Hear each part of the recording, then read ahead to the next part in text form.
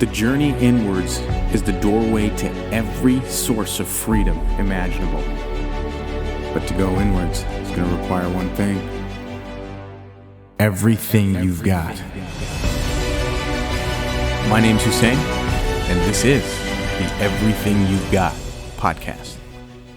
Hello, everybody. Welcome to the Everything You've Got podcast. And for those of you coming back, welcome back to the Everything You've Got podcast. I'm excited for today's show. I have a we got an awesome show lined up, basically. And the reason is because I got an awesome guest with me. And it all started with, I think a few months ago, with an invite onto each other's podcast. And now the few months later, I think he's developed really into a good, really good friend of mine. And we're kind of banging out these awesome podcasts. But that's not the reason why I had him on. It's not because he's my friend that he's here. It's he also runs, if you guys remember, if you're a legacy listener of sorts, an original listener of the Everything You've Got podcast on Spotify, you probably recall one of my first episode was like this awkward / nervous account of my own mental health and suicidal thought scenario that I had in my life. That it was like the first episode that I released. So the concept of mental health and depression and all these things always draws me and always draws my ear and always catches my ear. So I love having these conversations. And this gentleman has had a podcast now for a few years surrounded around mental health recovery, personal development, and he's done a ton of interviews with a ton of guests, some amazing interviews, one of which was yours truly on his show. And today, I got him back here with me. So all the way from Richmond, British Columbia, please welcome the host of the Risen Fallen podcast, Mr. Mark Hendrikson. How you doing, buddy? I'm good, man. I'm good. How are you? Can't complain, man. Can't complain. Very blessed. Awesome. Thanks for coming in, man. Thank you for coming in studio. Hell yeah. To preface, so Mark and I don't know, maybe because we've shot a few at your place, and you posted I think you've been on 4 times, dude. Yeah. And they've all been at your place, and we've tried to record now at my place for this would be attempt number 3, right? And the first 2 is just not possible. Last we had an awesome recording, I think. Yeah. Right. And my memory card just went. Well, I know what happened. I ended up cracking the memory card, and it corrupted the file on it. So I went and bought a couple the new memory card on there. So to pick up the conversation, it was all lost. So I had to bring you back. Hopefully, 3rd time's a charm, or is this 4th time? No, 3rd time. 3rd time a charm, and we can kind of get this one out. Dude,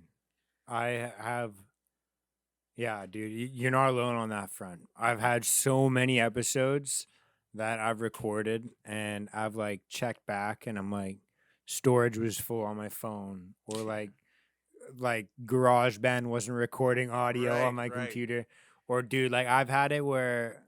Like I upload the files onto my computer and then my hard drive gets full and crashes, and I've lost like multiple episodes at once. Yeah. I think that is so true. I don't think people appreciate the amount of, especially because we're one-man shows. Yeah. You see some of these bigger podcasts, they have like a team in the background. There's a sound guy, there's an editor guy, and then there's a host. We're one-man show. You're doing the audio check, you're doing the mics, you're doing the interviews, and it takes a lot of effort to do that. So I appreciate, and the one thing I appreciate about you, man, is you're so cool about it. I felt like absolute trash afterwards because I'm like, I asked you to come out here, you know what I mean? You made the time to be here, and now we got to do it again. But you're you're really good about it. So thanks for coming back, dude. And, let's dive into it. So if you could, I just want you to open up maybe, kind of just give us a bit of a brief background, how you came to starting your podcast, what drew you to kind of starting a mental health podcast, and how it's been going since. Yeah, man. To make a long story short, dude, I grew up with a bunch of struggles with my own mental health, with depression and anxiety, and struggling with my own bouts of suicidal thoughts here and there throughout my life. And I remember kind of basically making an agreement with God when I was deciding to not give up, to continue living. And I wasn't nearly at a point mentally where I am now, where I actually do feel like I have a purpose in this world, and I feel like I'm improving every single day.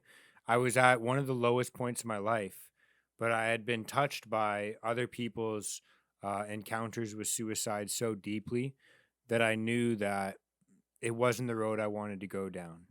No matter how hard it got, no matter how dark it got, no matter how depressed I felt. And so I decided at that point, I feel like absolute garbage. There's pretty much 0 days where I wake up feeling happy. But regardless, I'm going to keep pushing. I'm going to keep moving forward. And if I'm going to do that, and if I have to live my life every single day suffering, then I'm going to dedicate the rest of my life to trying to make somebody else's suffering a little bit less, trying to alleviate it the best I can. Awesome. And so it started off actually, funny enough, as like a volunteer service downtown.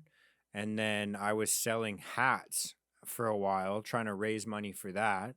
And then there was a couple events that led to that kind of ending. And then it morphed into like a WhatsApp group. And then it was kind of morphed into like a Zoom call weekly. And then,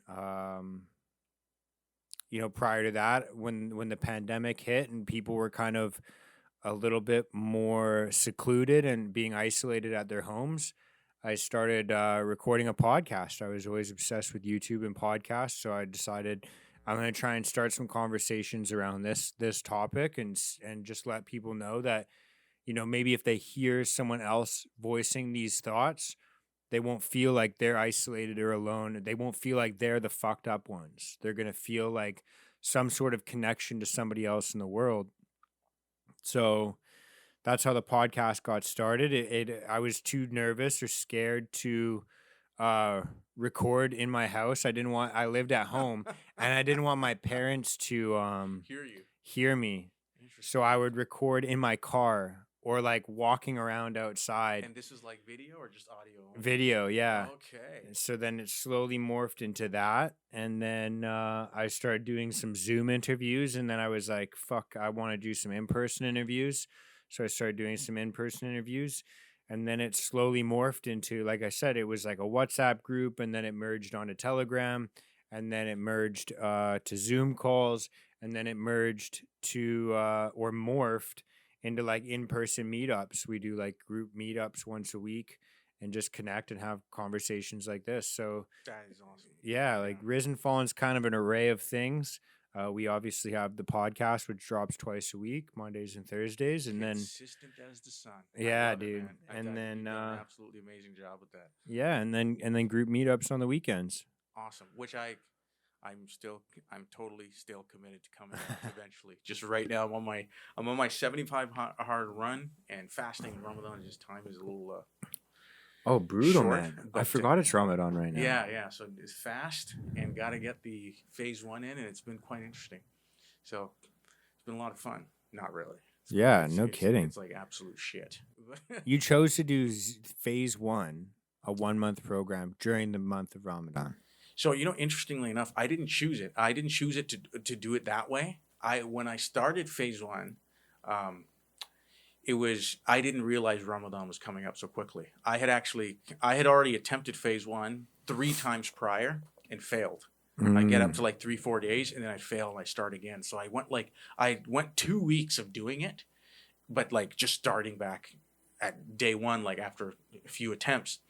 So I kind of slowed down, and then I was just, kind of dealt with I was going through some personal stuff in my personal life, and then I decided to do it because I'm like, I was just going through a really tough period with a lot of like tough times like in my personal life. So I just chose day 1, and then I'm like, let's just do it now. This is a great way to kind of face what's going on in life, is just by picking it up, the discipline, I know I was going to do phase 1.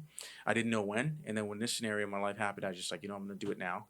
And then 2 days later, my mom reminds me, she's like, Ramadan, because I've been, Ramadan has just been part of like, it's like ingrained in me now. My parents raised us. I started fasting, I think around like 11 or 12. Probably even sooner. I can't remember, but I'm so grateful for it. I'm glad that my parents got me on it so quickly, and now it's just wired in. So, the eating part is like not. When I was younger, not eating was just. I didn't really have a real understanding of. like a lot of young people starting Ramadan, they don't really have a real understanding why they're doing it. But if you progress spiritually as you turn into an adult, you have a different perspective.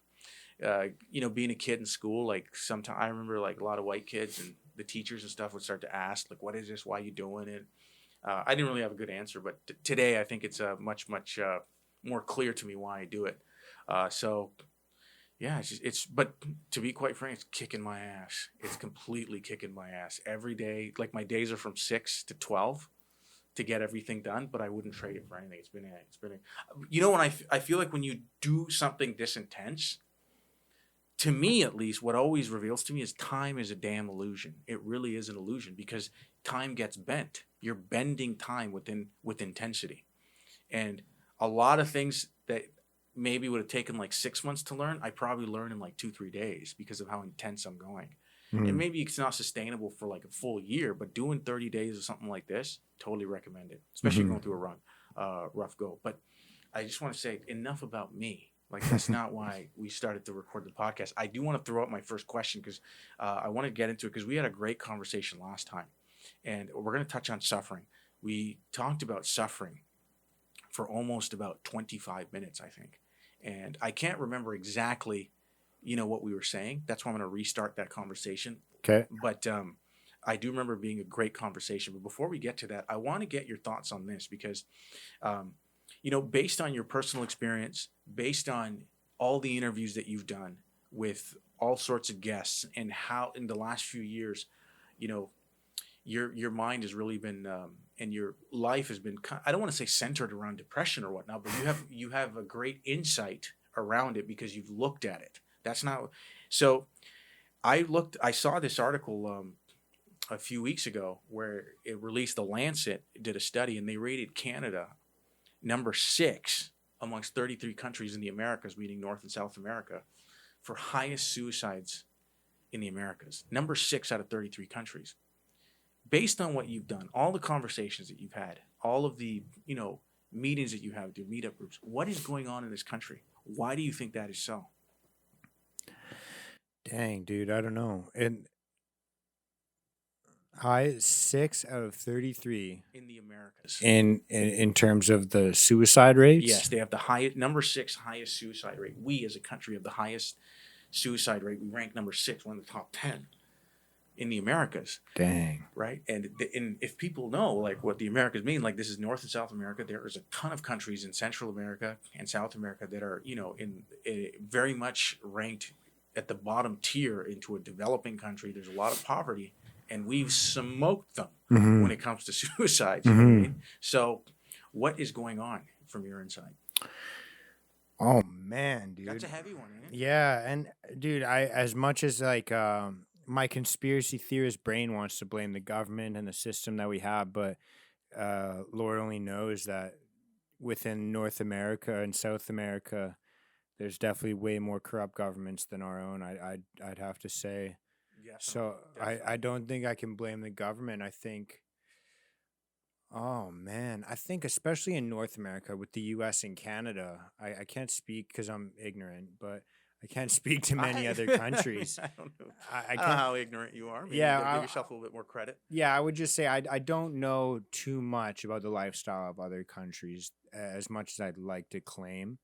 But I think that I know for a fact in North America, we are so disconnected from the process of how everything that we have is created, which leads us to a place where we're ungrateful for everything that we have in our lives. Right. Where we're so, we want to get like just like a bite to eat. We want to get like a burger. We want to get like a banana, whatever. Right. You just walk 3-4 minutes to a store. Right. Give them some money. Right. And then you just get that thing. Right. And then you just eat it and you throw the remnants away.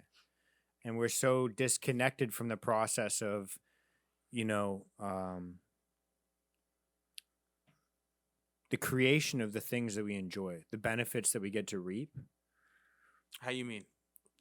Like we're not involved in the creation process of the benefits that we enjoy, or not even that we're not involved in it, that we're ignorant to it.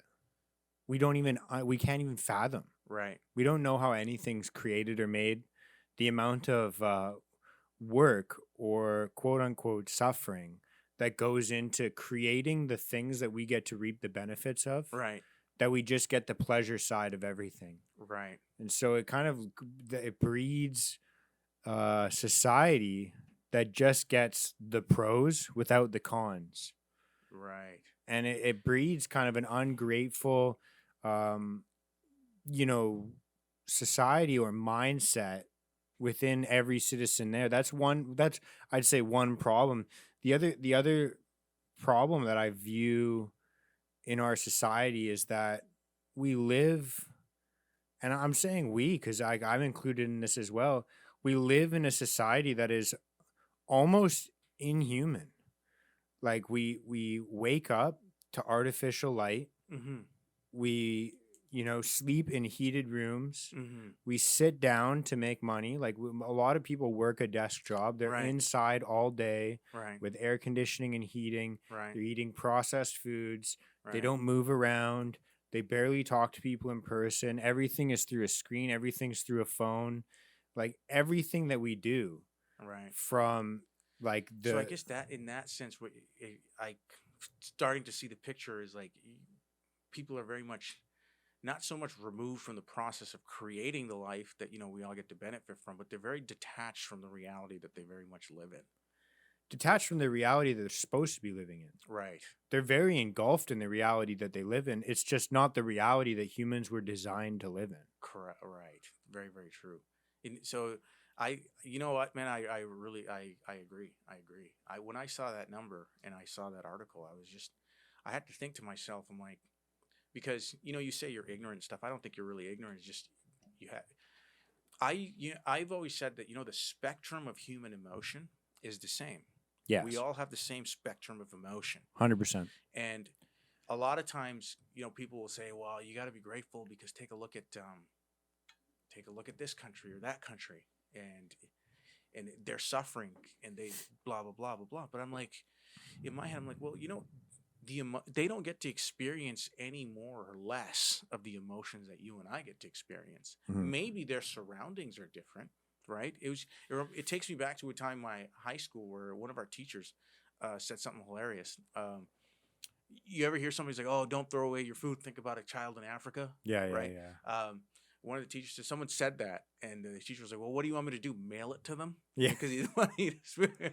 Yeah. It's hilarious. 100%. Yeah, like what do you expect us to do? Because the spectrum of emotion is the same. So, which I think this is a perfect segue into the conversation that we were having last time, which was around suffering. I think that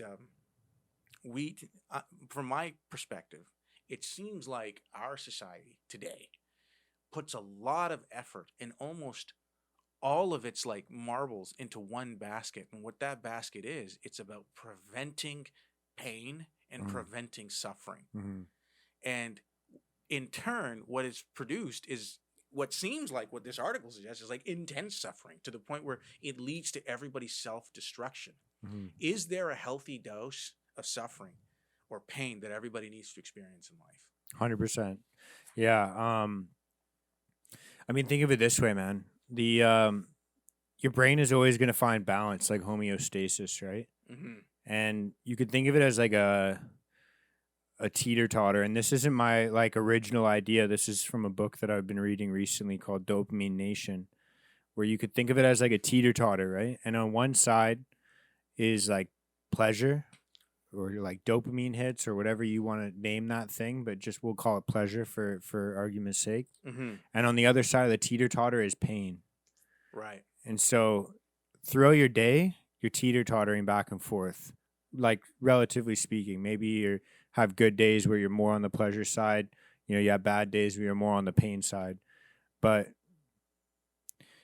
essentially throughout the day, you're switching between pain and pleasure. Right. You wake up to your alarm. It's super early in the morning. You're like, man, I really want to stay in bed, but you choose like you choose purposely. That's part of the process. Right. But you start hitting that pain side because you're like, I don't want to get up. Right. It's painful. It's mentally. Yeah. Yeah.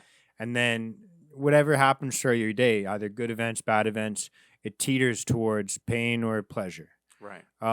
In today's day and age, like, we have the opportunity to just hit the dopamine button throughout the day whenever we want. We can jump on Instagram, we can jump on Twitter, we can jump over to the store and buy a bunch of sugary snacks. We can buy fast food. We can watch pornography. We can just watch YouTube videos. We can watch anything. Like, we have all these dopamine hits that are just ready to go for us. Right. So we can just consistently tip that teeter-totter over to the pleasure side. But the thing about your brain, like you were saying, is like the spectrum of emotions, the spectrum of feelings is going to be relative to the lifestyle that we live. So your brain's going to want to find balance. Right.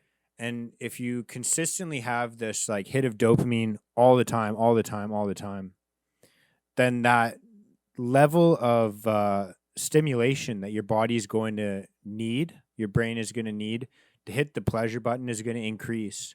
Mm-hmm. So no matter how many dopamine hits you get throughout the day, Mm-hmm. it's going to level out and equal out. Right. You get what I'm saying? No, say that again. So the more you stimulate that dopamine hit, Right. with quick fixes For example, my phone that I'm looking at. yeah, Right. Okay. the less of an impact that dopamine button is going to have on the teeter-totter between pleasure and pain. Okay. Remember before we recorded this, what did I say?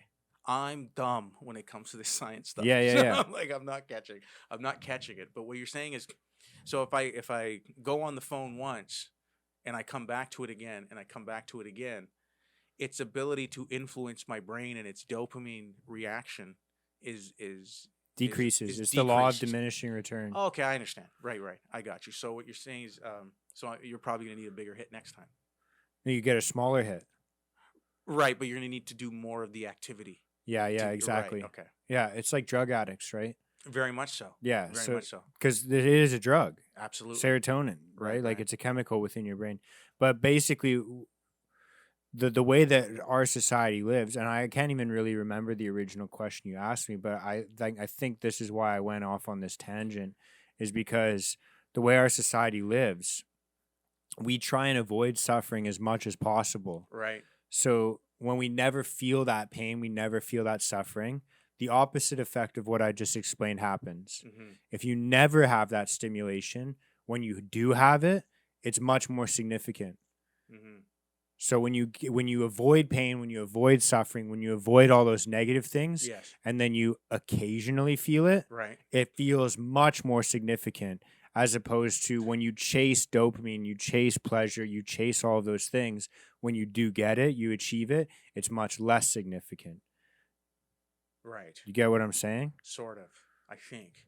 Because so there's one side. So when you're saying the solution is to chase dopamine. No, dude. I'm saying that that's what our society is tailored to do. Right. I understand. And that's why whenever we have the most minor inconveniences, we have meltdowns. Absolutely. Yeah, I think you're totally right about that. The threshold for the average, I think people generally like our age today, late 20s, early 30s, I think the threshold to deal with problems in life are virtually zero. It's almost at zero. You get a bill that's overdue and people have a panic attack sometimes. Yeah. Right? And Dude, I had a meltdown an hour ago when I was doing my taxes. right. Oh man. Well, I'm about to have one. I think regarding that. Okay. So my question. I think my question originally was I said it seems like our society today is designed to. And when I say society, I don't know exactly who I'm talking about, but I just seem it. What I'm saying is Us. the overall theme. Yeah, like everybody. The overall theme is to go out there and to what we see, when everybody and their mother these days wants to help. Yeah, right? yeah. They want to help someone, and their solution. That's me. Their solution to helping is to almost stop them from going through what they need to go through. Mm-hmm. Is that not the problem? Dude, 100% it is. Because Right. like I was saying, dude, you're getting a very mindful Mark today, by the way. If you haven't noticed, I'm very like I'm yeah. zen today, man. yeah, I that's- meditated, I went to church, I journaled, I read. That's I'm what- like That's what I'm chilling saying. out. That's Yeah, why I dude. booked you in for a Sunday, man. Yeah, That's why dude. I booked you in for a Sunday. I'm much more zen today. But yeah, dude, I think that our entire society, I think that um, we see compassion as trying to help someone avoid suffering, avoid pain, avoid going through, for lack of a better term, what someone would need to go through to develop, to get stronger. Yeah. And yeah. we see that as compassion. So is that compassion? No. What is compassion? Because everybody, I see that word thrown around everywhere. It's like Yeah, look, man, I think that in my eyes, compassion truly is helping someone clearly. If someone's in a tough spot, right? Yeah. Your loved one, Yeah. your family member, your friend, your significant other, whatever. And they're in a tough spot. They're in a dark place in their life. A lot of people would view compassion as trying to help them